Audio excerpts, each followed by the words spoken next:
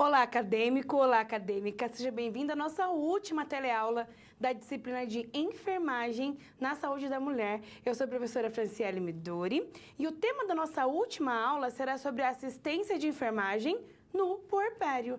Então, para nós finalizarmos essa disciplina, nós iremos falar sobre os cuidados especiais que nós devemos ter, dando essa assistência de enfermagem no puerpério, principalmente pensando nos principais acometimentos que acontecem durante esse período, nas mudanças que a mulher passa e como que nós podemos agir de uma forma a prestar uma assistência de qualidade para as nossas mulheres. Outra questão, que nós vimos na nossa disciplina, que foi tão importante, nós vimos sobre a questão das principais patologias e agravos que podem acometer as mulheres nas nossas primeiras aulas, bem como cuidado de enfermagem, diante dessas situações. Vimos também sobre assistência de enfermagem no período pré-parto, Quais seriam esses cuidados que nós temos durante o pré-natal. E aí a enfermagem ela entra como ponto principal, principalmente quando a gente fala também na atenção primária à saúde, em atendermos as mulheres diante das mudanças que ela está passando nesse período pré-natal, dando todo esse acompanhamento, fazendo toda uma análise, uma avaliação, tentando também identificar potenciais fatores de risco que pode levar a mulher a ter algumas complicações durante a gestação. Então, nós vimos também sobre a assistência pré-natal. E vimos também sobre a assistência durante o parto, nos seus 4 períodos.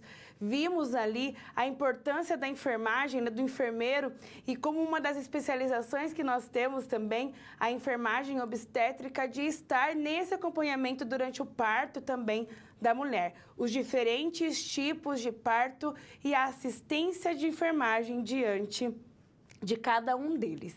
Para nós finalizarmos, então, nossa disciplina, hoje nós iremos falar sobre esse cuidado no puerpério, ou seja, no pós-parto. O que nós precisamos estar atentos, o que a equipe de enfermagem precisa realmente estar de olho para que não aconteça nenhum tipo de agravo para a mulher, nenhuma intercorrência ou que aconteça, se acontecer algo, que a gente saiba agir diante desses acometimentos. Então, vamos lá para a gente contextualizar, para convidar você ao estudo da nossa aula de hoje. Então, nós iremos a assistência no puerpério imediato, entendendo também a diferença entre puerpério imediato, o que nós podemos saber da diferença entre um e outro, e como que nós podemos ali prestar uma assistência de qualidade durante esse período também.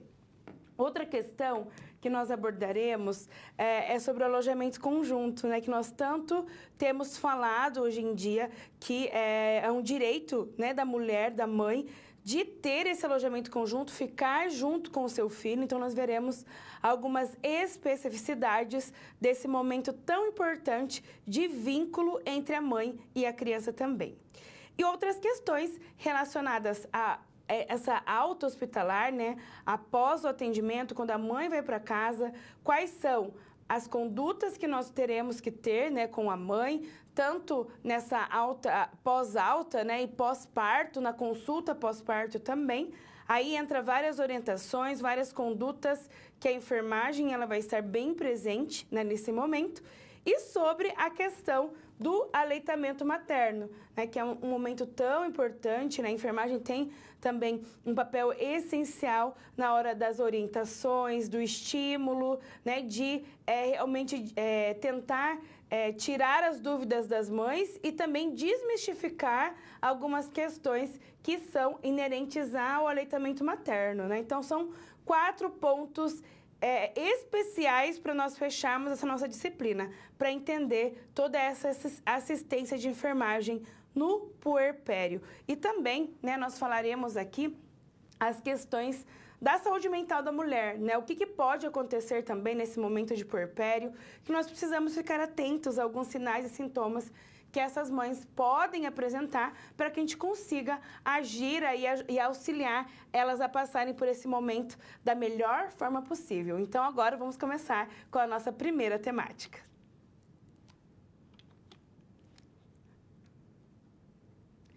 Assistência no puerpério 1. Então, nós iremos agora iniciar falando sobre essa assistência de enfermagem, reconhecendo também os tipos de puerpério que nós temos. Então, essa primeira aproximação com esse momento especial que a mulher tem, né? Então, vamos lá para a gente conhecer, né, conceituar alguns pontos importantes. Então, o puerpério, ele trata-se do período em que ocorrem intensas modificações, tanto físicas quanto psíquicas, e vai desde a dequitação da placenta, que é aquele momento, né, do terceiro período ali no trabalho de parto, em que nós temos a saída da placenta, até os órgãos da puérpera retornarem ao seu estado pré-gravídico, ou seja, até o momento em que ela passa, né, a estar como ela estava antes da gravidez.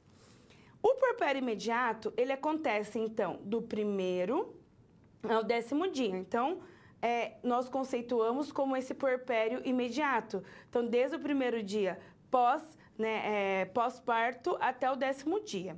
O puerpério tardio, ele vai do 11º ao 42º dia. E o remoto, ele acontece a partir do 43º dia, após o parto, até a recuperação completa do sistema reprodutor e genital. O que é importante nós estarmos atento com relação a esses conceitos de puerpério? Que nas lactentes, o período ele vai até o término da amamentação, pois as glândulas mamárias, elas se encontram, então, em plena atividade. Então, esse puerpério, ele acaba sendo um pouco mais longo, né? Então, essa atenção ao binômio mãe e filho, após o parto, ele vai desde os primeiros momentos até as primeiras semanas, pois isso se recomenda, então, por exemplo, a visita domiciliar, né, já nos primeiros dias, para verificar os possíveis riscos desse binômio, da mãe e do filho, tá? Então, esse período de puerpério, ele é um período que nós precisamos estar muito atentas, porque a gente passa por diversas modificações. O corpo da mulher, ele começa a voltar ao seu nível, né, de normalidade pré-gravídico, mas existe uma questão de um aumento hormonal muito grande, uma mudança comportamental da mãe, porque principalmente nas mães de primeira viagem, ainda a primeira aproximação, né, com o filho, e aí passa por várias questões emocionais, psicológicas, fisiológicas. Então, é realmente dar uma atenção para essa mãe. Então, muitas vezes a mulher, ela romantiza esse período do puerpério, né, que vai ser lindo, mas a gente entra com várias questões ali que são de difícil governabilidade. Às vezes a mãe almeja amamentar, tem dificuldade na hora da amamentação, depois às vezes não tem uma rede de apoio que ajuda, né, na hora de cuidar da criança. Então é um momento em que passa por diversas mudanças e muitas modificações comportamentais, psicológicas e emocionais. Então a gente tem que olhar com carinho para essa mãe e entender que esse período justifica-se fisiologicamente, né? Então, isso a gente consegue entender que é normal, né? Que pode acontecer com a mulher e que depois vai voltando aos poucos, né? Ela vai ali entrando, né, nos eixos ali para conduzir o seu dia a dia da melhor forma possível. Então, vamos lá continuar falando do puerpério. Outra questão importante também é as alterações que nós temos. Então, a mulher no puerpério, ela pode sentir calafrios, alterações da temperatura, né? Então, mais frequente, principalmente nas primeiras horas pós-parto. Então, isso são alterações fisiológicas, né? Então, esse sentimento de calafrio, às vezes uma hipotermia ou uma hipertermia, né, após o parto. Então, acaba sendo alterações que podem acometer as mulheres. Outra questão é o aumento do volume cardíaco nas primeiras horas pós-parto. Por quê? Porque também, né, ela passou por esse período de parto, a gente tinha um alto débito, né, de volume, e aí a gente começa a ter o quê? O corpo, ele vai tentar compensar, né, esse volume que foi perdido durante o parto também. E aí a gente tem o quê? Um volume cardíaco, uma taquicardia, por exemplo. Só que aí a gente tem que ter uma atenção, principalmente para as mulheres que têm cardiopatia, né? Para que ela passe por esse momento sem nenhuma intercorrência também.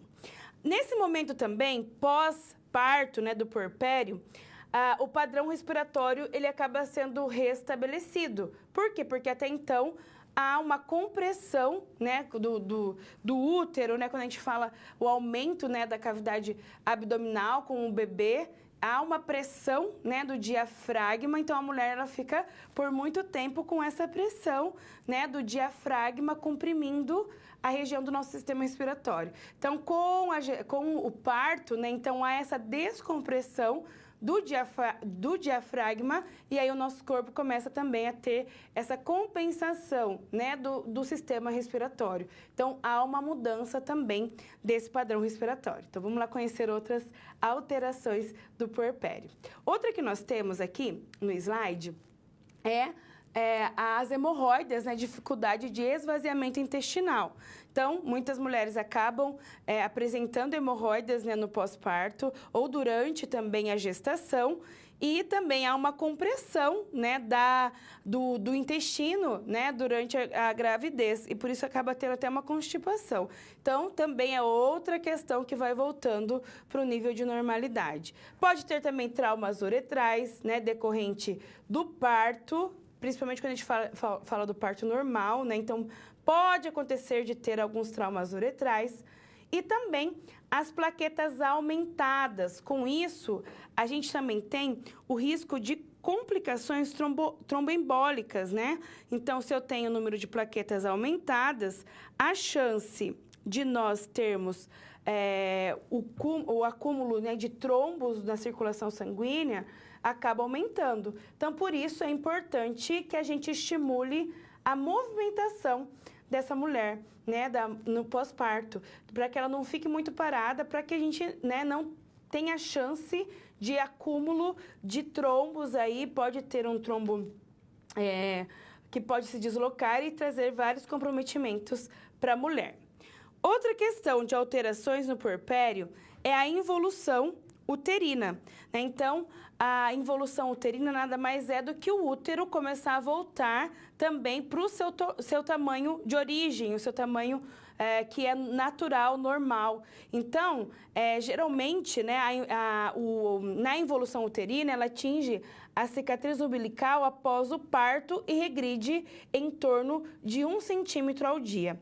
Então, o que nós fazemos, né, com relação à involução uterina? Cuidados, né, do enfermeiro ali, junto à mulher, é verificar essa involução uterina, é fazer a palpação em região abdominal para ver se no pós-parto o útero está próximo à cicatriz umbilical. E a partir disso, dia após dia, verificarmos como que está essa involução uterina também.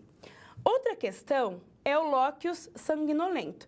Então, a mulher, ela vai ter, né, a presença, né, desse lóquios, né, que é como se fosse uma hemorragia, não uma hemorragia, mas uma menstruação em que a mulher, né, ela terá a saída do sangue pós-parto mesmo. Então, ele tem uma característica mais sanguinolenta até o 5º dia. Em um volume variável de mulher para mulher, então é semelhante a uma menstruação. Após o 5º dia, ele é uma mistura de sangue com um aspecto mais seroso. Então, por isso que ele é serossanguíneo, né? Serossanguinolento. Então, ele não é um sangue tão vivo. Então, após o 5º dia, ele apresenta-se dessa forma.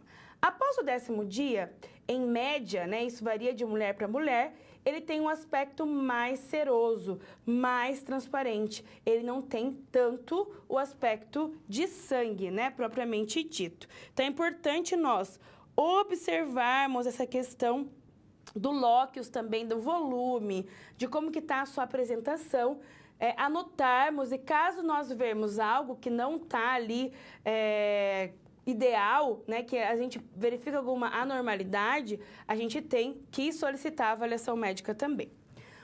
Outra questão que a gente tem alteração no puerpério do colo uterino, logo após o parto, ele já fica mais edemaciado e pode apresentar lacerações decorrentes do trabalho de parto e em torno do 10º dia ele já estará fechado. Então, a partir, né, dos dias começa esse retorno, né, do colo uterino também, porque ele tem toda a sua abertura, dilatação durante o parto.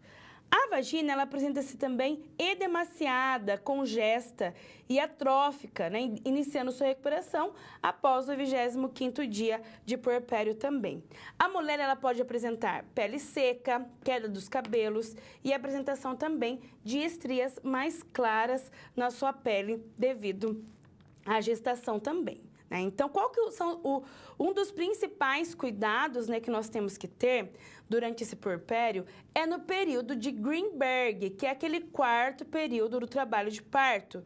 Então, esse período de Greenberg, ele compreende o quê? O puerpério imediato, que se inicia após a saída da placenta e compreende, então, essas 2 horas pós-parto, que é o período, então, de Greenberg, que nós precisamos dar uma atenção especial a grávida, não, a mulher, né, puérpera.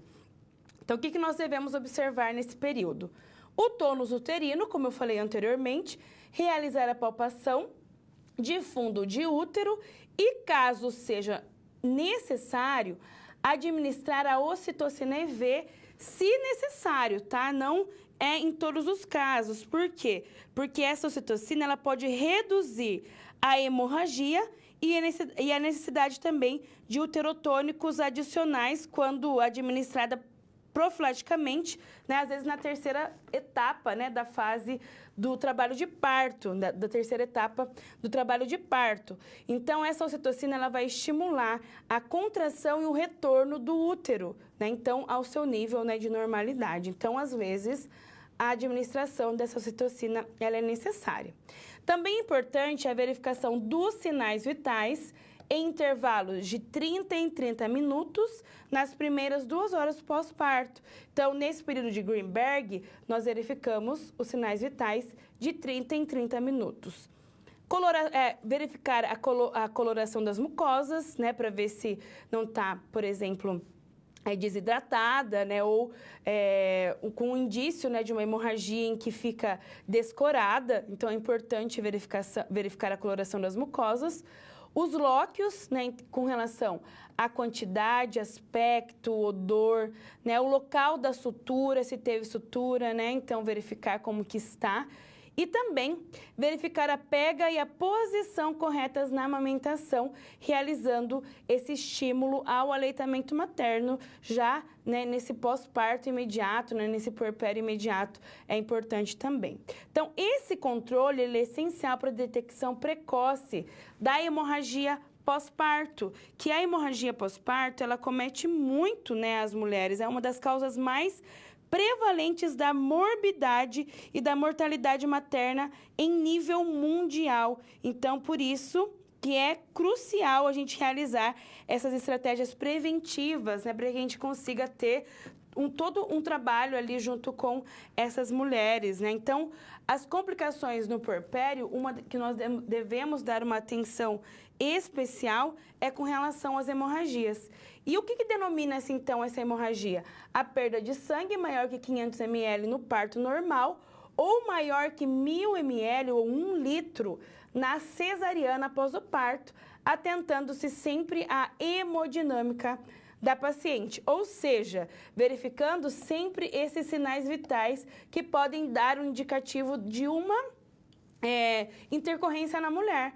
Então, é observar realmente essa perda de sangue. Se a gente vê que está anormal, nós precisamos ter uma conduta rápida junto com a equipe multidisciplinar, multiprofissional. Então, essa hemorragia ela pode acontecer devido à atonia uterina, né? Então, pode acontecer, né, devido à atonia. A retenção também, onde, né, o útero ele não tem uma contração, ele não tem uma movimentação, ele fica, né, hipertônico, hipotônico, na verdade, e aí, devido a isso, não há contração, né, das artérias ali que tem no útero e isso leva à hemorragia. Pode acontecer também por retenção de fragmentos placentários. Então, às vezes, a placenta ela não saiu inteira. Por isso que é muito importante, na hora do parto, observar a dequitação dessa placenta, para ver se a placenta ela está saindo por inteira e se não ficou fragmentos, né, dessa placenta ainda na mãe.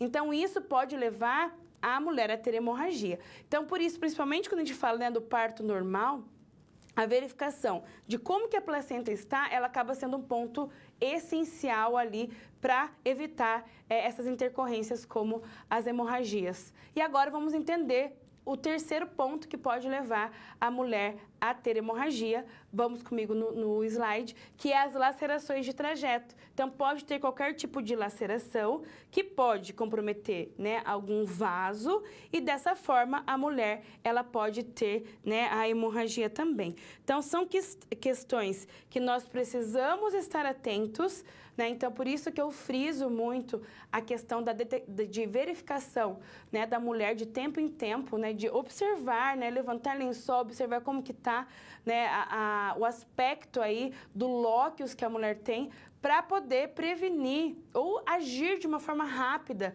caso a gente identifique alguma anormalidade.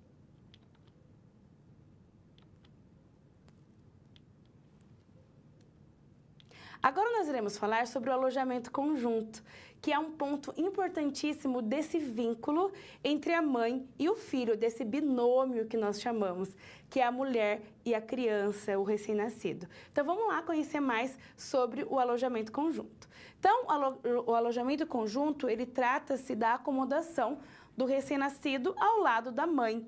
Então, desde 1983, o alojamento conjunto ele torna-se obrigatório em todos os hospitais públicos e privados. Então, antigamente nós tínhamos, né, as maternidades em que os bebês eles ficavam em um local, né, separado da mãe, dividido nos seus bercinhos, né, ali, e cada um tinha identificação da mãe. Então, a partir de 1983, a gente trouxe nessa questão do alojamento conjunto, de trazer uma humanização maior, né, para esse momento em que a mãe ela consegue ficar mais perto do seu filho, cuidando ali e com o acompanhante, que acaba sendo um direito, né, da mãe de ter um acompanhante ali para auxiliá-la naquele momento. Então, vamos lá aprender mais sobre o alojamento conjunto. Quais são as vantagens, então? A humanização do atendimento ao binômio, né, da mãe e do bebê, a convivência, então, entre esse bebê e a mãe, o conhecimento mútuo, então, esses primeiros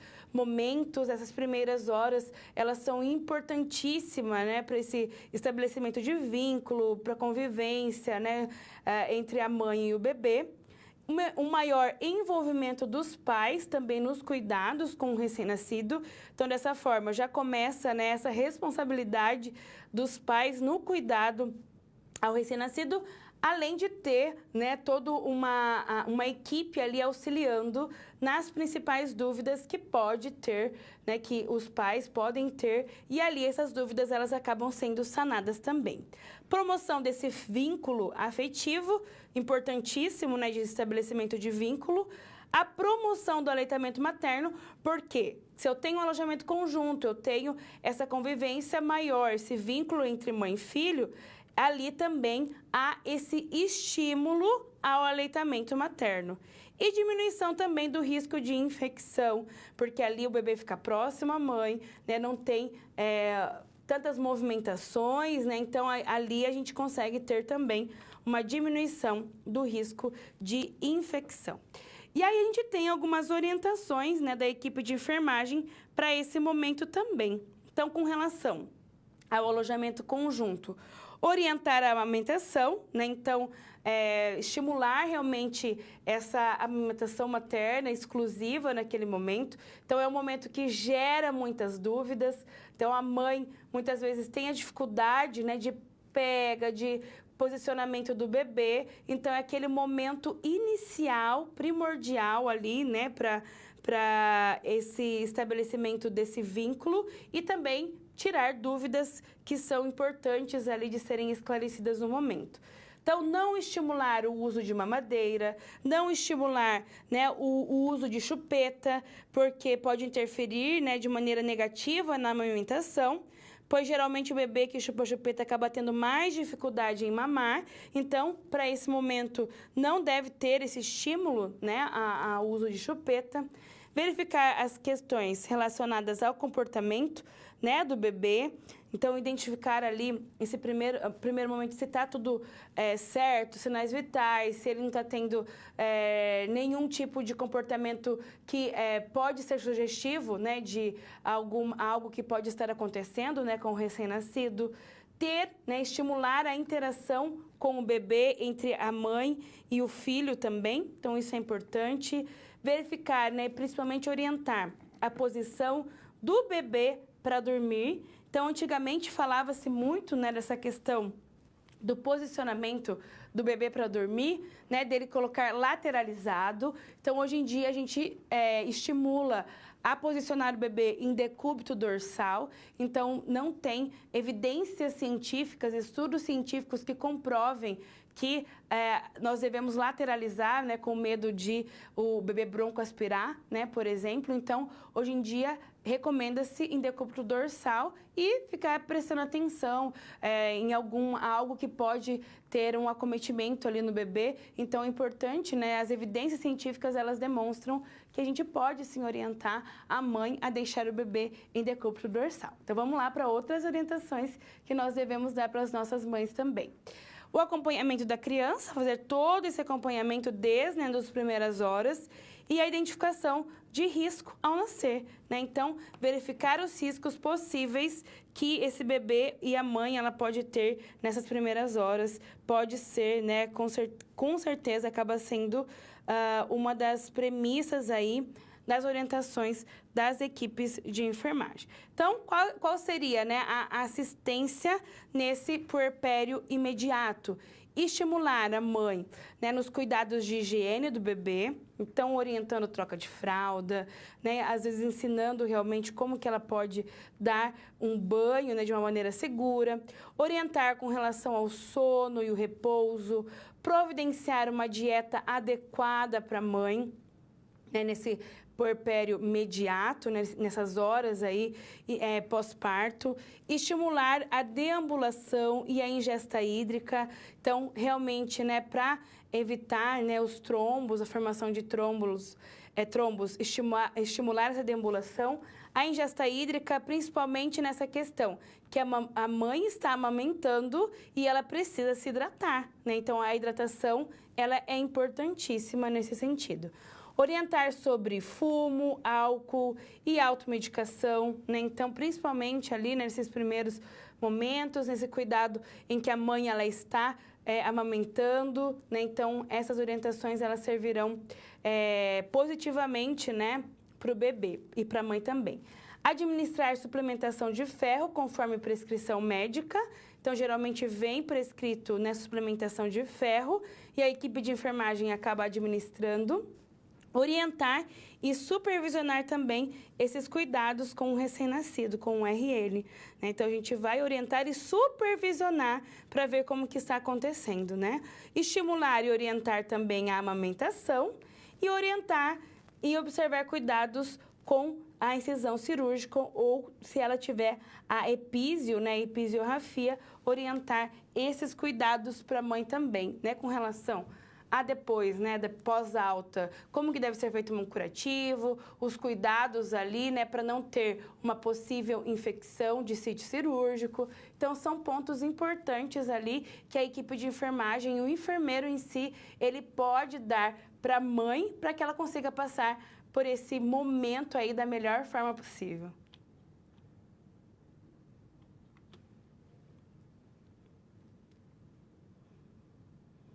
Agora nós iremos falar sobre a assistência no puerpério, parte 2. Daremos continuidade em conversarmos, em observarmos ali, na puérpera alguns pontos de atenção que a equipe ela pode trabalhar, o enfermeiro ele pode trabalhar dando ali todo um auxílio para que ela consiga passar também por esse momento da melhor forma possível. Então vamos lá conhecer alguns quesitos relacionados às desordens mentais que nós precisamos então estar atentos e que isso acaba acometendo um contingente grande, né, de mães, de puérperas que apresentam algumas desordens mentais. Então isso acaba sendo muito mais presente do que nós imaginamos, né?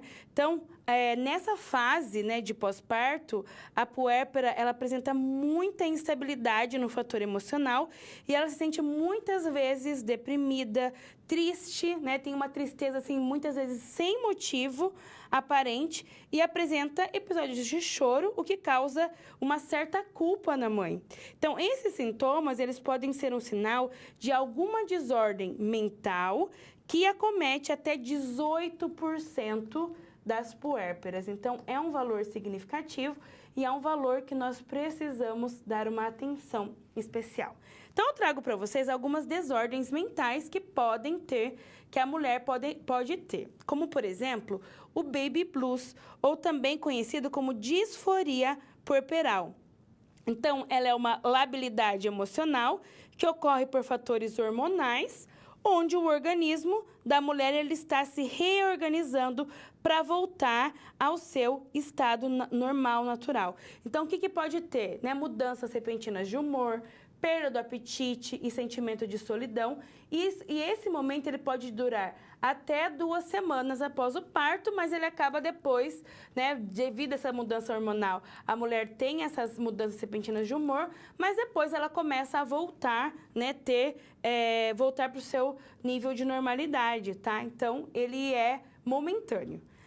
Temos também o caso da depressão pós-parto. Então, a depressão pós-parto, ela é caracterizada por um estado de tristeza, insatisfação, transtorno do sono, alteração de peso, baixo autoestima, culpa, fadiga, pode ter anorexia e inadequação também para cuidar desse recém-nascido, né? Então, é uma perda ou ganho de peso excessivo, né? Sentimento de incompetência pode durar até meses após o parto. Então, eu tenho certeza que algumas de nós já conhecemos alguma mulher que teve depressão pós-parto e que é grave, né, no sentido de que nós precisamos dar uma atenção especial para essa mulher, porque também são questões hormonais, né, que mexem com o corpo ali da mulher e que pode acontecer e nós precisamos falar e tratar disso também. Outra questão é a psicose puerperal, que acaba sendo um pouco mais grave, né? É o quadro menos frequente, porém ele é o mais grave, com o seu início precoce, né, com transtornos afetivos, né, maníacos e às vezes alguns quadros até mesmo esquizofrênicos. E ali a gente tem, né, alguns sintomas, né, sinais e sintomas como alucinações, insônia, agitação e raiva. E tem relação com o transtorno bipolar e oscila a indiferença com a agressão. Então, às vezes, a mulher ela apresenta indícios de indiferença com relação à criança, com tudo que está ao seu redor, mas em alguns momentos ela tem períodos de agressão também. Atinge cerca de 4 em 1000 mulheres. Então, quantas vezes nós não vemos notícias aí, né, dos principais telejornais de casos de mães que acabam assassinando seu filho após o parto. Então, ela tem essa psicose puerperal, né? Então, é um momento ali que ela, né, sai de si. Tanto é que os casos, né, de mães que acabam matando, né, seus filhos, eles acabam sendo avaliados de uma maneira diferente quando ela está no puerpério, né, devido a essa instabilidade hormonal que pode levar a mãe a ter essa psicose puerperal. Então, olha aqui que são questões, né, de saúde mental que nós precisamos dar uma atenção, né? Então, nós, enquanto equipes de saúde, né, equipes de enfermagem, enfermeiros que estamos ali e conseguimos observar alguns sinais e sintomas que pode apresentar essas desordens mentais, a gente deve, né, dar uma atenção especial para que ela seja atendida com relação a isso, para evitar problemas maiores futuros. Então, se a gente consegue entender que existem desordens mentais nesse momento, a gente pode agir, né, de uma forma precoce para evitar, né, complicações futuras. Então, existe sim, e esse momento puerperal de várias alterações hormonais pode levar a mulher a essas desordens. Então, vamos lá, vamos continuar falando mais sobre essas questões. Então, eu trago para você, nesse slide, alguns cuidados à puérpera e ao recém-nascido. Então, após o nascimento, a gente vai ter alguns cuidados, né, que nós podemos realizar para o binômio, né, para a puérpera e ao recém-nascido.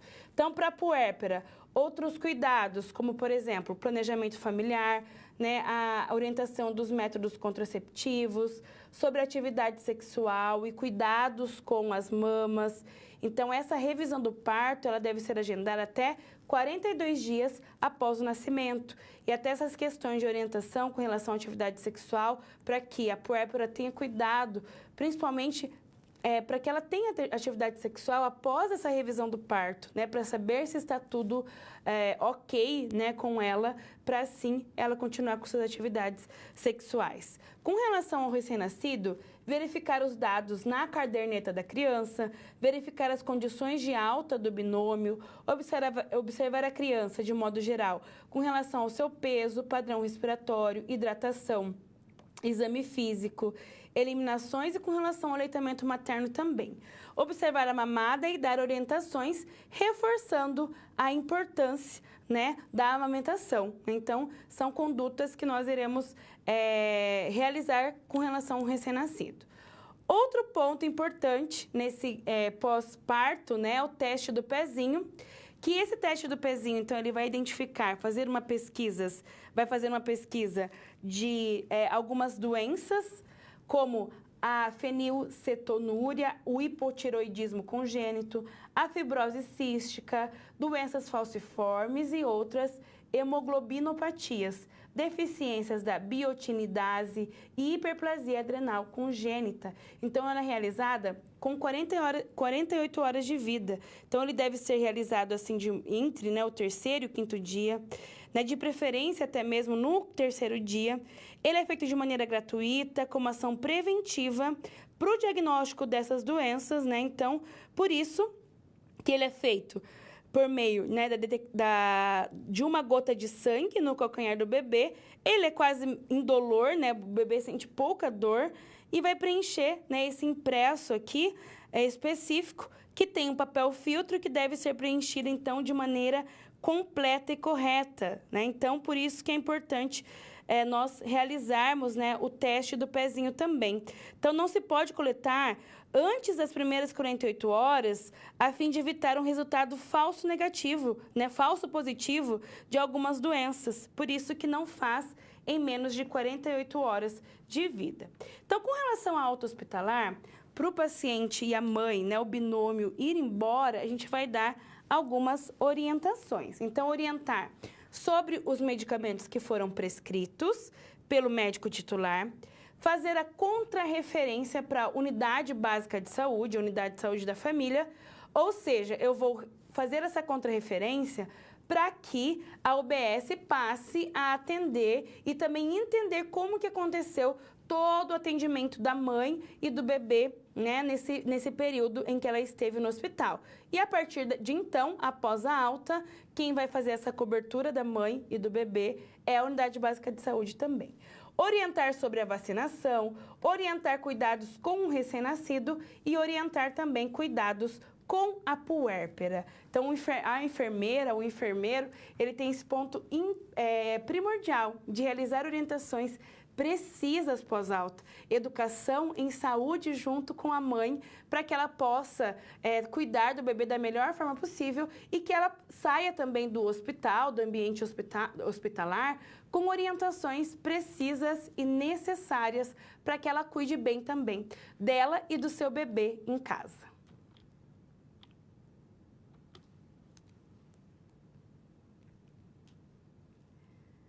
Agora nós teremos uma situação-problema que envolve uma consulta pós-parto. Então, vamos conhecer para a gente ver as orientações com relação a essa consulta após o parto. Então, eu trago para vocês a história, né, da Glória, da professora Glória, com os seus alunos lá em estágio, e após 40 dias, os alunos retornaram ao seu estágio e encontraram a paciente que foi atendida por eles para a consulta pós-parto. Portanto, veio a dúvida, o que deve ser observado nessa consulta pós-parto? Então, é realizado essa revisão pós-parto, né? Então, é realizado uma visita domiciliar na primeira semana de vida do RN, porque essa visita domiciliar na primeira semana de vida, ela é essencial, porque nesse momento a gente consegue detectar alguns riscos, fazer a avaliação do bebê, da mãe, e se tiver alguns riscos ali para a criança e para a mãe, a gente já começa a ter, né, um andamento, uma conduta para isso. Então, é imprescindível que haja uma visita domiciliar nessa primeira semana de vida do recém-nascido. Também é feita uma revisão puerperal precoce até o 7º dia. Então, fazer uma revisão da mãe para ver como que ela está, se está tudo certo, né? Se não teve nenhuma intercorrência nessa primeira semana. E depois é feita uma revisão puerperal tardia, após 40 dias até 1 ano após o parto, para verificar também como que está todo esse processo ali com a mãe. Realizar a prevenção do câncer de colo de útero, também é feita essa prevenção por meio, né, do preventivo, da coleta do preventivo. Realizar prevenção das complicações puerperais, tanto complicações físicas como complicações psíquicas. Então, é verificar, né, como que essa mãe está, o seu estado mental, né, o seu emocional e como que está a parte física também. E atualizar o esquema vacinal, tanto da mãe, né, quanto do bebê também. Então, o que é importante, né, durante esse momento? Então, a gente fazer a avaliação da saúde materna, sanar as suas principais dúvidas, verificar com ela a escolha do melhor método contraceptivo, então, verificar as questões voltadas para o planejamento familiar, né, se a mulher, ela, né, não quer mais ter filho, quais serão os métodos contraceptivos que ela vai adotar, fazer essa avaliação física e mental, avaliar sinais de infecção na cicatriz, né, então na epísio, se foi feita uma episiorrafia no parto normal, ou uma incisão, ou a incisão cirúrgica na cesárea, né, para ver como que tá, se está com bom aspecto de cicatrização ou não. Avaliar a involução uterina, para verificar se está tendo uma boa, né, involução, né, se está voltando ao normal. Questionar sobre a loqueação, então como que está o lóquios, né, como que está a questão da coloração, do aspecto, da quantidade, então é importante de ser avaliado isso também.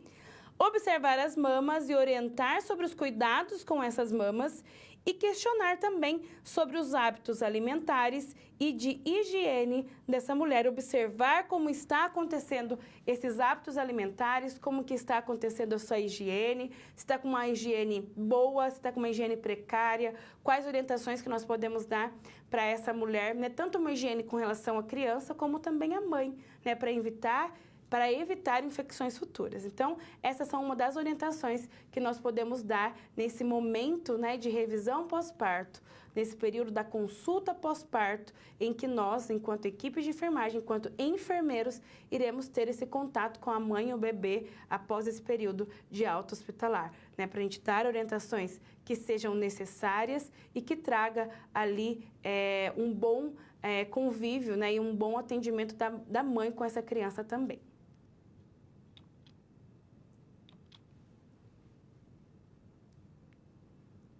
Agora nós iremos, então, trabalhar com o nosso Padlet, que foi algo que nós tivemos de interação, né, durante essa disciplina e que vocês trouxeram pontos muito importantes da vivência de vocês sobre algumas temáticas que nós abordamos na nossa disciplina. Então, vamos lá conhecer, né, alguns apontamentos que vocês trouxeram. Então, vamos lá? Então, nós tivemos, né, a pergunta: compartilhe uma história de parto humanizado que você conheça, uma situação de parto que tenha apresentado violência obstétrica, que foi o tema que nós abordamos na nossa aula anterior, que nós falamos sobre o parto humanizado e também a violência obstétrica. Então, eu vou trazer para vocês algumas histórias aqui que alguns alunos nos trouxeram. Então, por exemplo, a Carliane Castro, ela é da cidade de Caxias, no Maranhão. Ela trouxe o seguinte, irei abordar sobre um acontecimento de violência obstétrica no qual uma amiga foi ter seu bebê em uma maternidade e a mesma, ao longo da gestação, ela teve muitas estrias. E o médico que foi fazer o seu parto, que foi cesárea, disse que a barriga da mesma parecia um mapa mundi, aonde a mesma, por conta desse ocorrido, teve depressão pós-parto e até hoje sofre com esse trauma. Nós, como futuros profissionais de enfermagem, devemos passar toda a segurança e confiança para os nossos pacientes, sem qualquer tipo de julgamento. Muito bem colocado, Carliane. É uma situação triste, né, que acontece. As pessoas hoje em dia, elas não têm essa humanização, né, não tem filtro, falam algumas questões e a gente não sabe como a outra pessoa ela vai receber. Então, devido essa violência verbal, né, que ela passou, ela desenvolveu até mesmo uma depressão pós-parto. Então, só para a gente entender a gravidade, e a mulher, ela está passando por várias mudanças hormonais, né, uma mudança ali muito grande na vida dela. Então, a gente tem que ter um carinho, uma empatia, um cuidado com a mãe. E nesse caso aí a gente viu que infelizmente não teve, né? Então, outro caso, a Adriana de Cascavel, no Paraná. Eu mesmo sofri violência obstétrica quando fui ter o meu primeiro bebê. Tinha muitas dores e as técnicas falavam palavras de baixo calão e dizia que tínhamos que ficar quieta, pois era tudo gratuito e que não tínhamos o direito de sentir dor e nem reclamar. Até hoje ouço a voz daquela mulher, me sentia um lixo. Então aqui nós não vimos nada de humanização, nada de empatia e o quanto que isso marca a mãe da mulher. Olha o que a Adriana ela trouxe, que até hoje, né, ela ouve, né, até hoje eu ouço a voz daquela mulher. Então, quanto que isso foi traumatizante para ela, né? Então, mais um ponto aí que nós precisamos refletir, né, diante das nossas condutas. A Maria Gabriela, do Polo de Piripiri, no Piauí, ela trouxe o seguinte, Conheço algumas mulheres que passaram por negligência médica, obstétrica e acabaram perdendo seus filhos. Uma das gestantes já estava passando do dia previsto do parto, sem contrações ou qualquer outra queixa, mas por precaução se dirigiu ao UBS, onde prestaram atendimento e mandaram para casa. Logo depois, a mesma retornou com sangramento e encaminharam para o hospital de referência. No hospital, a mesma foi induzida ao parto normal, mas sem sucesso. Quando visto que o feto já estava em falência, direcionaram a cesárea de emergência e o bebê já estava sem oxigênio. Ficou na UTI, mas não resistiu. Vemos, então, um erro desde o UBS ao hospital de referência, pois a mesma teve uma gestação tranquila e, no final, ocorre todo esse processo na qual poderia ter sido evitado com um atendimento humanizado à gestante. Olha que fatalidade, né? Nem sei se é fatalidade, o que a gente pode dizer, mas uma negligência total e que uma vida, né, foi perdida. Então, muito triste esse caso que a Maria Gabriela nos trouxe, né? Infelizmente, por isso que a gente tem que falar sobre isso, questionar, porque, né, a gente pode evitar, enquanto profissionais da área da saúde, situações como essa, ao a gente questionar, ao a gente fazer, né, críticas construtivas realmente para tentar modificar, né, o dia a dia da nossa assistência. E a Maria Cleide, do Polo de Óbitos, no Pará, ela trouxe o seguinte: eu já ouvi vários relatos de violência obstétrica, inclusive minha irmã passou por isso, teve hemorragia, relata que foi horrível, né? Então, aqui, outros pontos, né? Então, a Leodivânia Leão, ela trouxe de novo repartimento no Pará, ela tem 2 filhos e os 2 foi de parto normal. Meu primeiro filho, por não saber o que de fato era, pari e acabei por sofrer um pouco. E ouvi o médico me dizer que não sabe por que essas mulheres querem parir, sabe que não dão conta, muito triste, né? Já meu segundo foi bem tranquilo e fui muito bem tratada, de forma que todas as mulheres nós merecemos ter, né? Merecemos ser. Então, um ponto aqui que a Leodivane trouxe da sua vivência também. Um anônimo, não colocou o nome, mas foi uma experiência importante também, ó. Conheço a história de parto humanizado da minha prima e da minha professora. Ambos tiveram parto humanizado, que atualmente é bastante procurado. Inclusive, essa minha prima é enfermeira obstetra e realiza parto humanizado entre outras mulheres. Então, a gente tem também, né, histórias de êxito, desculpa, história de parto humanizado que são muito bonitos e que algumas pessoas, elas optam por esse tipo de parto também.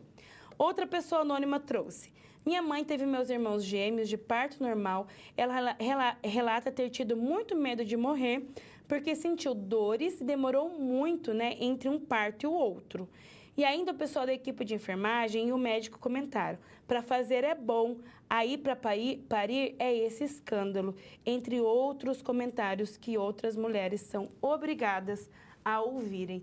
Então aqui, né, nós tivemos alguns exemplos, né, de violência obstétrica, tanto violência física como violência verbal, né? Então, não é somente o ato em si da violência física, de alguns tipos de manobras que não se utilizam mais, né, de alguma indicação indevida do tipo de parto a ser realizado, mas até mesmo a questão verbal, do quanto que a mulher ouve, né, de palavras fortes, de baixo calão.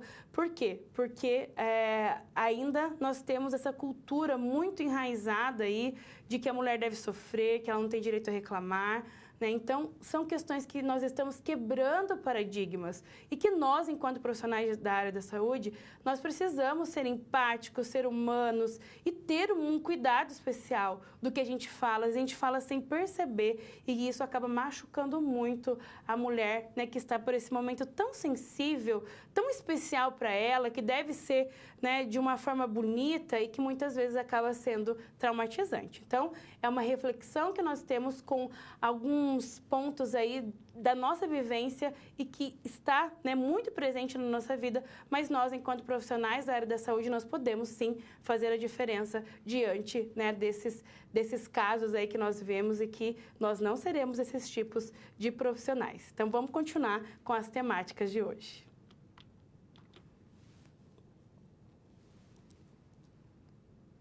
Agora nós iremos começar a falar sobre o aleitamento materno, que é esse momento também todo especial e que o enfermeiro e a equipe de enfermagem têm um papel primordial para que aconteça, né, com essas orientações, com todo o seu cuidado, para que a mãe entenda a importância e consiga conduzir esse momento da melhor forma possível. Então, vamos lá saber mais sobre o aleitamento materno. Então, primeiramente, nós vamos falar sobre o quê? Sobre a fisiologia da lactação. Então, como que acontece esse processo aí, né, até mesmo para a saída do leite, tá? Então, nós temos o quê? Que o hipotálamo é uma área pequena do nosso cérebro, tem dentre suas funções regular a liberação dos hormônios da adenohipófise. Então, a sucção do bebê no peito, ele vai estimular as terminações nervosas do mamilo. Olha que interessante. A sucção, ela vai estimular as terminações nervosas do mamilo e a areola, enviando impulsos via neuronal reflexa aferente para o hipotálamo, estimulando, então, a hipófise anterior a secretar o hormônio da prolactina, que vai estimular o quê? A produção de leite, e vai estimular também a hipófise posterior e vai estimular a produção do hormônio ocitocina, que vai estimular o quê? A ejeção do leite. Então, olha, por isso que é importante o estímulo à sucção, porque tudo ali, né, terminação nervosa, esse estímulo para a produção da hipófise anterior da prolactina, da hipófise posterior da ocitocina, que vai ajudar tanto para a produção de leite, como também a ejeção deste leite. Então, esses dois processos, eles ocorrem por estímulo neurohormonais. Olha que interessante. Então, tudo isso, existe uma fisiologia que explica a produção e a saída do leite também, né? Então, começa lá no processo de sucção do bebê. Então, quais são as vantagens do aleitamento materno? Então, para a nutriz, ela vai ajudar a proteger contra o câncer de mama, vai reduzir o risco de hemorragia pós-parto, né? Então, produção de ocitocina, né? De prolactina, tudo isso ajuda também a evitar, né? A hemorragia pós-parto. Quando a mulher está amamentando, evita uma nova gravidez, né? Então, as mulheres que estão amamentando dificilmente, né? Ficarão grávidas nesse momento. Reduz um custo financeiro, por quê? Porque dessa forma eu não preciso comprar nenhum tipo de fórmula, não preciso, né, dar outro tipo de alimentação para o bebê, se eu tiver um aleitamento materno exclusivo. Favorecer a promoção de vínculo afetivo entre a mãe e o filho e reduzir também atendimentos médicos, hospitalizações e uso de medicamentos, pois crianças amamentadas adoecem menos, o que pode implicar menos faltas ao trabalho, por exemplo, dos pais, né, em decorrência a isso. Então, o sistema imunológico da criança, ele acaba estando mais forte, né, devido a esse aleitamento materno. Agora, quais são as vantagens para a criança? Então, contribui para reduzir infecções, diarreia e mortes na infância. Diminui o risco de alergias, porque ele faz uso do aleitamento materno. Então, por exemplo, ele não vai ter alergia a outros tipos de componentes, de outros tipos, né, de leite, por exemplo. Reduz o risco de hipertensão, de colesterol alto e de diabetes na criança, principalmente no futuro. Reduz também a chance de obesidade, melhora o desenvolvimento da cavidade oral, né, por esse aspecto aí de sucção, né, na mama da mãe. Então, isso acaba tendo um desenvolvimento bom, né, da cavidade bucal e favorece o desenvolvimento cognitivo e emocional dessa criança também. Então, nós temos várias vantagens, né, do aleitamento materno. Então, no aleitamento materno, nós temos a apojadura, né, que é a descida do leite. Então, quando a gente fala dessa apojadura, ela ocorre entre o 2º e o 5º dia pós-parto. E para que se evite complicações, deve-se colocar o bebê para sugar, então, com certa frequência. Porque, então, tem essa descida do leite, né, em grande quantidade e se não tiver uma sucção do bebê, né, com uma maior frequência, pode ter algumas intercorrências nesse período também, como, por exemplo, o engurgitamento mamário, que é quando as mamas apresentam um volume, né, um aumento do volume pelo não esvaziamento. Então, pode aparecer edema, nódulos, hiperemia, né, hipertermia no local, tensão na região da areola, o que dificulta depois a sucção do bebê. Então, como exemplo, você pode imaginar uma bexiga bem cheia, na qual a mama está tão rígida que o recém-nascido ele não consegue abocanhar o bico devido a esse engurgitamento mamário, tá? Então, qual que é a orientação? Realizar a ordenha manual, fazer uma amamentação precoce e de livre demanda e também realizar esse esvaziamento da mama e utilização também de sutiãs que sejam corretos ali, né, para poder manter bem protegido as mamas e também utilizar alguns tipos de analgésico que pode doer. Também temos traumas mamilares, que é a lesão, a escoriação, a fissura ou a erosão, né, na parte dos mamilos, né? Então, geralmente é acompanhado de dor e ardor. E, por isso, orienta-se, por exemplo, o banho de sol para fortalecer a pele, a higiene e a correta técnica de amamentação também.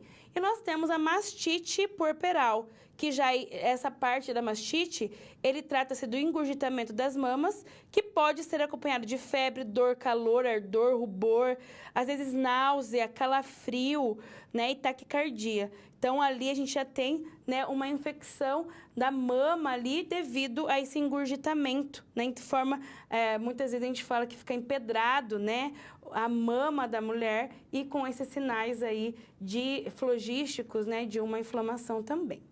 Então, o profissional devem estar atento às práticas que interferem no aleitamento materno, como, por exemplo, a falta de conhecimento das mães sobre o aleitamento materno, problemas com a amamentação e algumas crenças e algumas atitudes referentes ao aleitamento materno. Então, nós temos com relação a isso, muitas mulheres que têm alguns mitos, né, que falam sobre a amamentação, de que o leite é fraco, né, de que dependendo do tipo de mama eu não consigo amamentar. Então, é muita falta de informação.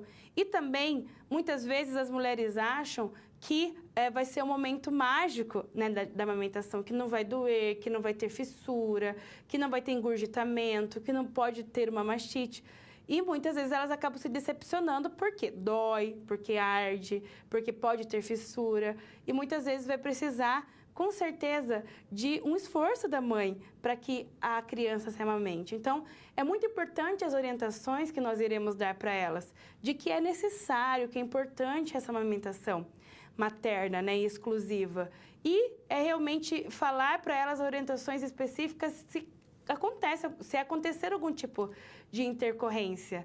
Então, não somente deixar o momento que é um momento mágico, maravilhoso, mas trazer um pouco da realidade, né, da importância da amamentação. Então, e fazer, né, tentar estimular isso para que as mães também não desistam, né? E também existem casos e casos. Tem mulheres que têm realmente dificuldade na hora da amamentação e nós não podemos também recriminá-la, né? Não podemos ali fazer um julgamento desnecessário para esse momento também. Então, é acolher, né? Trazer uma empatia, humanização, entender esse contexto, orientar da melhor forma para que seja um momento mágico e que há dor, sim, né? Há algumas questões ali importantes a serem apontadas, mas que a gente está ali para orientar para que esse momento aconteça da melhor forma possível.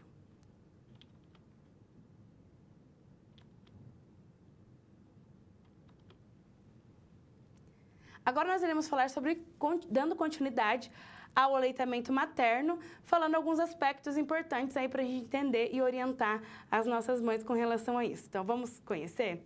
Então, eu trago para vocês nesse slide sobre o aleitamento materno exclusivo, né? Então, quando a criança, ela recebe somente o leite materno, direto da mama ou ordenhado, ou leite humano de outra fonte, sem outros líquidos ou sólidos, com exceção de gotas ou xaropes contendo vitaminas, sais de reidratação oral, suplementos minerais ou medicamentos, até 6 meses de forma exclusiva, podendo ser ofertado de forma complementar até os 2 anos ou mais. Então, geralmente, né, o que é indicado até os 6 meses, aleitamento materno exclusivo. Depois, a gente começa a iniciação de alguns alimentos ali para a criança, junto também com o aleitamento materno, né? Então, até 2 anos, existem algumas mães que optam até por mais do que 2 anos para amamentar. Então, amamentar em livre demanda e esvaziar a mama são algumas questões importantes, né, de nós orientarmos para essas mães. Então, outra orientação que a gente tem que dar para as mães é a questão da pega correta, né? Então, abocanhar toda a areola e não somente o mamilo. Então, auxiliar, né, a mulher na hora dela amamentar com essa questão realmente da pega correta, tá? Então, é uma orientação que nós podemos dar. Então, esse é um dos principais pontos para o sucesso da amamentação, pois se trata da maneira em que o bebê vai sugar o seio da mãe. Esse deve ser, então, em toda a areola e não somente no mamilo, pois quanto melhor a pega, mais facilidade de sucção o bebê ele vai ter. Então, outra questão de orientação é as posições para a amamentação, né? Então, a gente pode orientar quais seriam as posições mais tranquilas, né? Cada mãe vai também observando a maneira ideal, né, para que ela consiga amamentar. Então, a gente tem essa posição, que é a posição de berço, que é a posição mais tradicional. A gente pode colocar um apoio e o bebê ele fica de frente, né, à mama e faz a pega correta ali e tem a amamentação, né? Então, ele começa a ter a sucção e a se nutrir, né, com o leite materno. Outra posição, que é a posição de berço cruzada, né? Então, ele fica um pouquinho mais cruzado aqui com a mãe. A mão da mãe, ela fica, né, de uma maneira mais apoiando, né, o seio e a cabeça, e o braço dela fica apoiando a cabeça e o corpo do bebê. Tem essa posição que a gente chama de futebol americano invertida, ou seja, posição invertida. Então, perceba que o corpo do bebê, ele não fica de frente à mãe, ele fica meio que lateralizado ao seio. Então, é uma posição transversa, invertida, que nós chamamos. Outra posição é a reclinada, né? Então, a mãe fica deitada, coloca o bebê, né, posicionado no seio, junto a um apoio, e ele fica mais reclinado. E também tem a posição de lado recostado, em que a mãe, ela fica mais deitada de lado e o bebê, ele começa a se amamentar, e assim ela fica com uma liberdade maior, até mesmo, né, para se movimentar. Então, são algumas posições que nós podemos orientar, e cada mãe, ela vai optar, né, pela posição ideal ali para esse momento. Outra questão que nós podemos orientar é a ordenha manual, que é a técnica do quê? De retirada do leite. Tem como objetivo esvaziar e aliviar a mama, ou também para o armazenamento do leite materno. Então, às vezes, a mãe, né, passa pelo seu período de licença maternidade e ela quer continuar dando, né, o leite materno para o seu filho, oferecendo esse leite materno, ela pode esvaziar e armazenar para, posteriormente, ele fazer o uso, né, desse leite materno. Então, o que é importante com relação à ordenha manual? Identificar o frasco com o nome da nutriz, com a data e a hora da primeira coleta do dia, e guardar logo após a coleta o frasco no freezer, que não poderá ultrapassar a menos 3 graus Celsius. Outra questão dessa ordenha manual, armazenamento do leite materno, existem muitas localidades que têm banco de leite. Então, a mulher, ela produz leite em grande quantidade e ela opta em doar o seu leite materno para as mães que não podem amamentar, para a criança que está internada. Então, é bem interessante essa questão, né, de doação do leite materno também. O leite ordenhado, sem processamento, ele pode ser mantido congelado por no máximo 15 dias, então não utilizar mais do que esse dia. Então, no banco de leite, né, como eu falei anteriormente, esse armazenamento aí, né, de leites maternos, ele tem o papel, né, de preparar a gestante para a amamentação e com a puérpera e seu lactente. Também orientar sobre cuidados com as mamas e a amamentação. Então, com relação à pega, posição e sucção, ordenha, como que deve ser realizada a coleta e o armazenamento do leite em casa, e também os cuidados com o leite cru, que é o leite que não está passando por processo ali de pasteurização, e o pasteurizado, que ele passa, né, por essa técnica aqui, que a gente deixa ele a menos 3 graus Celsius, tá? Então, ele é pasteurizado. E também o banco de leite, ele vai fazer o processamento e vai distribuir esse leite pasteurizado para os locais que são necessários aí, que vão precisar da utilização desse leite materno, tá? Então, é um outro ponto bem importante, né, que nós podemos orientar as mães com relação a essa doação. E muitas vezes nós, enfermeiros, nós podemos trabalhar nesses setores de banco de leite, para cuidar desses leites, para fazer o tratamento, para fazer todo o armazenamento, a disposição, a distribuição desse leite materno também, né, para os seus devidos fins. E muitas vezes é o enfermeiro que trabalha também nesse banco de leite. E o enfermeiro que trabalha no banco de leite, ele vai dar orientações ali para a mãe com relação à ordenha, a esse armazenamento, como que ela pode, né, organizar e armazenar de uma forma correta. Então, o enfermeiro, ele tem um papel primordial nesse processo também, né, de ordenha e também do banco de leite. Outra questão que eu queria frisar para vocês sobre o aleitamento materno, que hoje em dia nós temos vários enfermeiros que acabam se especializando em aleitamento materno e dando consultorias para as mães, né? Então, uma forma de nós nos tornarmos também enfermeiros empreendedores, né? De trabalhar com consultoria de aleitamento materno. Olha que possibilidade legal, né? Para quem gosta dessa área, de investir e trabalhar somente com o aleitamento materno e com as mães e os bebês, né? Nesse sentido.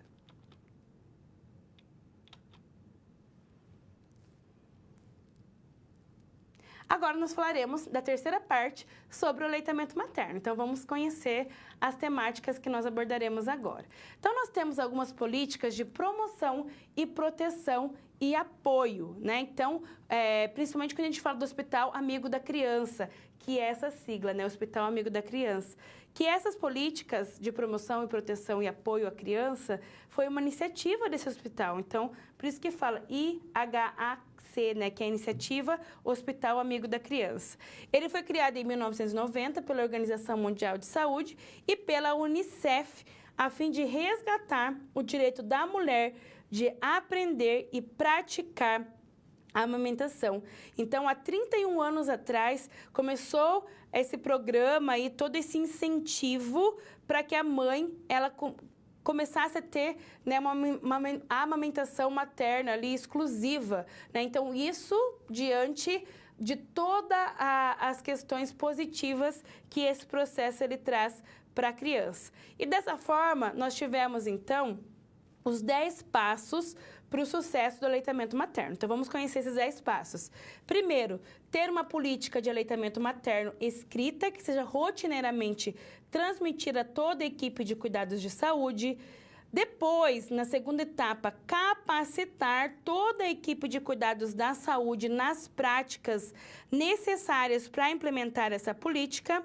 Depois, o terceiro passo, informar todas as gestantes sobre os benefícios e o manejo do aleitamento materno. Então, informando ali, tirando todas as suas dúvidas sobre esse processo. Na quarta etapa, ajudar as mães a iniciar o aleitamento materno na primeira hora após o nascimento, que é, né, tem o colostro ali, aquele todo momento especial, né, que é necessário essa amamentação, né? Então, isso traz também, né, nesse programa aí para o aleitamento materno. A quinta etapa, mostrar às mães como amamentar e como manter a lactação, mesmo se separadas dos seus filhos. Então, às vezes, mesmo que ela começar a trabalhar, né, se ela necessita se ausentar, como que ela pode ainda continuar amamentando. Sexta etapa, não oferecer aos recém-nascidos bebida ou alimento que não seja o leite materno, a não ser que haja alguma indicação médica. Então, um passo importante. O sétimo passo, praticar o alojamento conjunto, permitir que mães e bebês permaneçam juntos 24 horas por dia. Então, isso também está descrito nesses 10 passos para o sucesso do aleitamento materno. O oitavo passo, incentivar o aleitamento materno sobre livre demanda, um ponto importante também. O nono passo, não oferecer bicos artificiais ou chupetas a crianças amamentadas, porque isso acaba trazendo uma dificuldade depois para a criança amamentar, né? Então, às vezes, no seio, né, às vezes ela dificulta a pega ali pós a utilização de bicos ou chupetas. E o último passo, promover grupos de apoio à amamentação e encaminhar as mães a esses grupos na alta da maternidade. Então, olha que interessante, né? Nós temos 10 passos que nos direcionam ali a cuidar da mãe e da criança nesse momento de amamentação. Então, são pontos aí que foram tidos, né, no Hospital Amigo da Criança, que são pontos ali importantes dos profissionais da área da saúde de serem utilizados, traçados para o cuidado à criança, né? Então, eu trouxe para que vocês conheçam e utilizem também, né, esses 10 passos na sua prática profissional.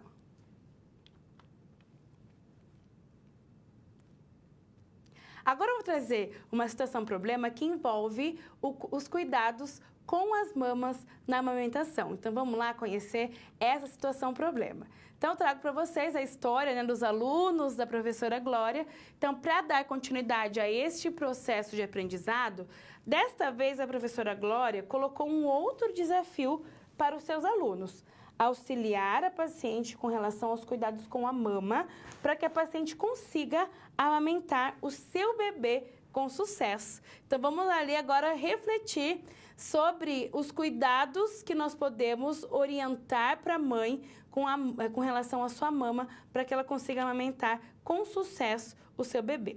Então, o que a gente vai orientar? Então, e fazer, né, junto com essa mãe, por exemplo, realizar o exame das mamas, né, verificando a forma, a simetria, a presença de retrações, né, o tipo de mamilo, se ele é plano, se ele é invertido, se ele é protuso. Então, todas essas verificações de exame físico, elas acabam sendo necessárias, né, de nós verificarmos também. Fazer a expressão da areola, ou seja, apertando a areola para verificar a presença de leite e também os seus aspectos. Então, nós podemos realizar esse exame físico na mãe, né? Então, nas mamas da mãe. Podemos orientar, né, a evitar usar pomadas e cremes na região da areola e do mamilo. Então, isso, a não ser que seja prescrito pelo médico, mas geralmente a gente evita, né, a dar essa orientação de passar determinadas pomadas ou cremes, que pode às vezes fazer mal para o bebê. Uma orientação muito importante para a gente dar, né, para essa gestante é a realização dos banhos de sol, né, com a mama exposta em um período de 5 até completar 30 minutos, né? Então, fazer esse banho de sol, porque isso faz com que a pele crie uma resistência ali e diminua a chance de ter, né, fissuras ali e lesões, né, nessa pele também. Alimentação saudável e uma ingesta hídrica, então, ter uma ingesta hídrica de até 3 litros por dia. Então, realmente, né, incentivar a mãe a ter, né, bastante ingesta de todos os tipos de líquido, água, suco, né, para realmente hidratá-la, porque ela vai estar ali amamentando e com isso ajuda na produção de leite também. Então, o aleitamento materno exclusivo, a gente pode, né, auxiliar com certeza a mãe nesse quesito, né, de instruí-la sobre esse aleitamento materno exclusivo. Essa alimentação dos bebês unicamente no seio materno, sem nenhum tipo, né, de complemento. Fazer uma abordagem no pré-natal e no pós-parto sobre o aleitamento materno exclusivo, um incentivo ainda na sala de parto, né, criar vínculo, auxiliar na involução uterina, proteger a criança contra infecções. E no alojamento conjunto, deve-se orientar a mãe quanto aos reflexos do bebê, sobre a busca, sucção, deglutição e a colocação do bebê em seio materno em posição que facilite, sempre respeitando a livre demanda e o esvaziamento das mamas também. Então, quais são as contraindicações do aleitamento materno? Que nós temos também algumas situações que contraindicam o aleitamento materno. Por exemplo, a mãe com HIV, criança que possui galactosemia, infecção herpética da mama, né? Então, tem as feridas herpéticas, não é indicado. Mãe com varicela, que tem as vesículas, também não. Doença de Chagas em fase aguda e alguns tipos de medicamentos também contraindicam a amamentação, tá? Então, esses são alguns pontos também que nós precisamos analisar que não deve ser utilizado a amamentação materna, né, nesses casos.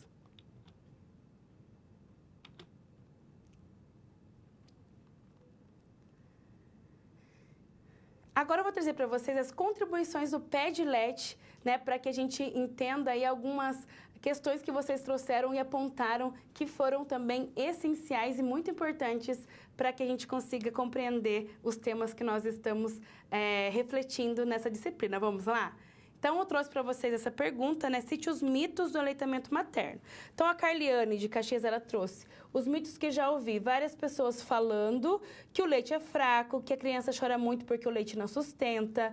Se a mãe estiver deitada e for amamentar a criança na mesma posição, a criança pode se engasgar, etc. Nós, como futuros enfermeiros, temos que vir falando da importância do aleitamento materno desde a consulta do pré-natal até a volta para o fechamento do mesmo, o qual deve ser abordado sobre suas vantagens, tanto para a mãe como para o bebê. Sempre falar da importância do mesmo e que o aleitamento materno deve ser exclusivo até os 6 primeiros meses de vida. E depois disso, não deixar de ser complementado e ir até os 2 anos de idade. Muito bem, Carliane. O anônimo trouxe o seguinte, ó, amamentar deitado causa otite. É mito porque o bebê que amamenta recebe o leite após o nível do canal, que tem saída para o ouvido. O que causa otite é dar mamadeira com o bebê deitado, porque o bico da mamadeira é mais curto que o bico do seio. Assim, o líquido, que inclusive sai em mais quantidade, pode alcançar esse canal de ligação ao aparelho auditivo e causar inflamação. Muito bem colocado também, né, um mito da amamentação. A Rosana de Itapeva, ela trouxe o seguinte: leite fraco, né? Mito, pois não existe. E sim, o que acontece é a química do leite materno e se refere à alimentação da mãe. A alimentação específica para aumentar o leite materno. Mito, pois quanto mais amamentar, mais se produz leite. Criança deve mamar a cada 2 ou 3 horas. Mito, pois cada bebê tem o seu ritmo e necessidade. Amamentar faz os seios caírem. Mito, pois a gestação em si que causa queda ou a flacidez ou a genética da pessoa. Outra pessoa trouxe: muitas mulheres acabam desistindo de amamentar por mitos criados por seus antepassados. Por exemplo, leite fraco, pouco leite. O leite não sustenta a criança, precisa dar mingau e melhor, dar mamadeira para pode ficar mal acostumado, entre outros mitos. Muito bem, pessoal, vocês trouxeram mitos aí que acabaram fechando aí a questão da amamentação materna, né? Que esses mitos devem ser anulados e a gente pode trazer, né, essa desmistificação desses mitos por meio das nossas orientações.